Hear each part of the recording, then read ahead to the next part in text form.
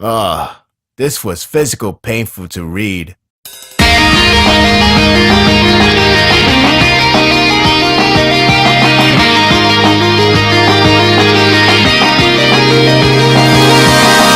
It's not good to be sided with Chin lately.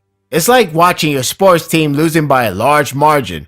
The bad news just keeps on piling up. Zhao can brag for having a longer duration than Chin in terms of supplies. Before we know it, we get a time skip.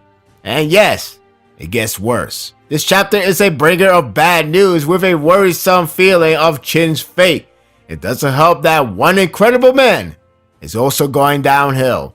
I guess the wrong that we will return to Gyo, where Kanki and his men are located currently. I thought they would do something about Zhao's time limit, even though that's only reported within their headquarters. Instead, we return to Kanyo, which means we will get to see Sei and others to hear the report. This chapter largely focuses on the council, but it's been a while since we last seen them, so I didn't mind. The magnitude of the war is realized with everyone in the rooms fell asleep because they waited far too long for the second messenger. The sad part is that the messenger that were going back were killed. Damn, not even messengers are safe from this epic warfare. It might be just me, but this messenger is probably the most outspoken guy yet, questioning and inserts his own words for strategic purposes. Someone should honor him a medal for even making his way through the hell zone. It's quite engaging to watch them react to the report as well as more or less recap the story so far by the words of the messenger. You could say that Hara is giving us a breather before we resume the war. It's kind of funny that they reacted like crazy when they learned that Osen is going against Ribuko, but downplayed because Shohei-kun already predicted this. The all-knowing does know well. I wish we could see him in comic again. He was a badass in that one scene. The report does cover the achievements so far. Poor messenger guy, he has to continue reporting every detail while he's hurt and breathing heavily. According to him, it can be said that Osen and Ribuko are an equal match, and that caused a shock because, well, Ribuko is still hype and Osen is a madman. I like the fact the accomplishment from Moten, Ohan, and of course Shin are noted in the report.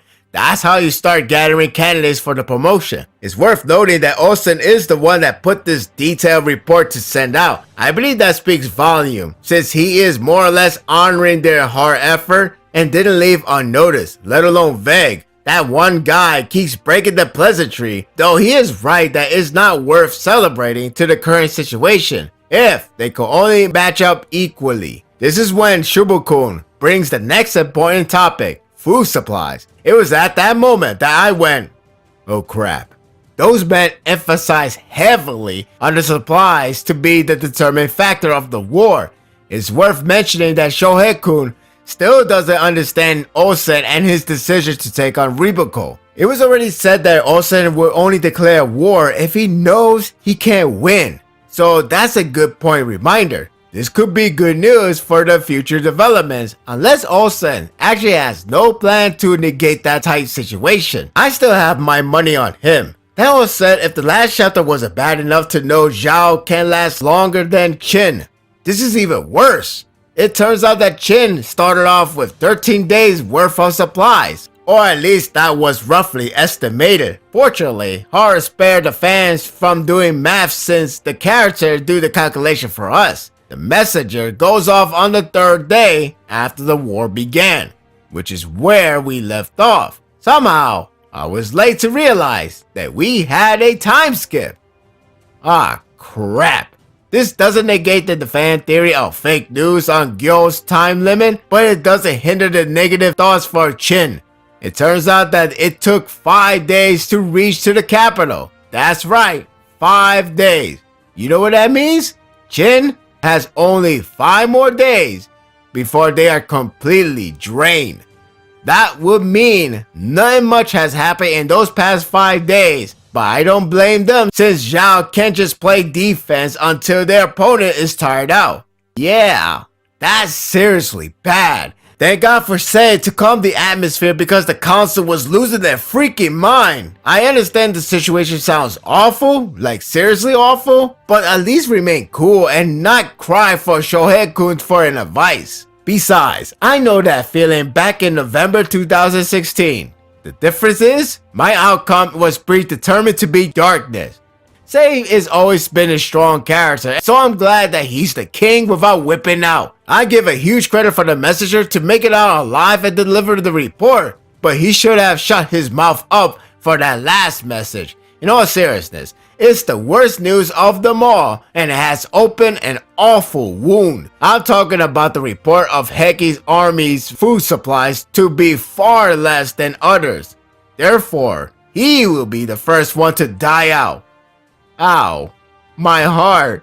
That depressing news transitioned to the current day of Heki army against the Chunrong. And my god, talk about rock bottom. Honestly, it was painful to see the day goes by. Heki is so dead inside that he doesn't react to the news anymore. He doesn't even know his current standing, believing he is being spared by half of Mountain Tribe's food.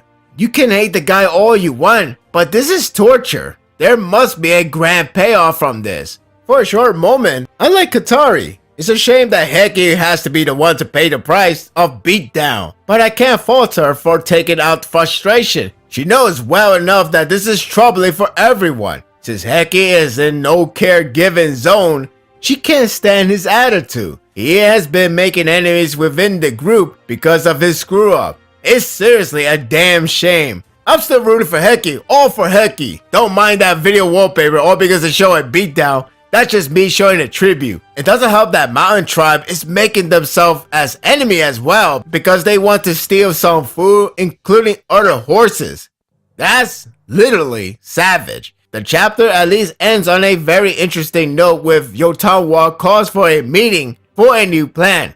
A plan to finish the fight earlier than what most expected it. It's basically a sudden death.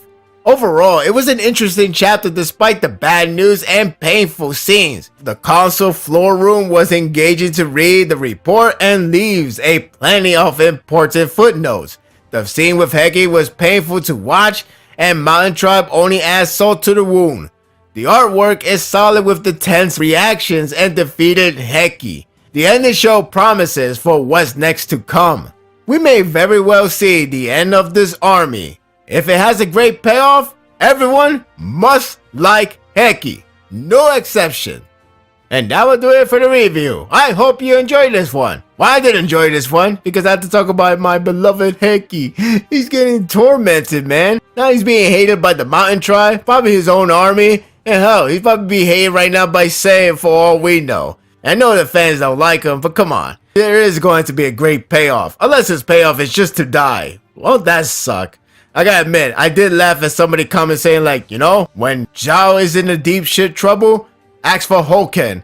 When you wanted to make Chin go to deep shit trouble, ask for Heki. That's sad, yet funny, but mostly sad. I think there's gonna be a payoff. Just keep waiting. Just keep waiting. Oh boy. What do you think of this chapter? Share your thoughts in the comment. If you like this and want more of this, subscribe to my channel and my world will be yours to stay. Until next time, take care.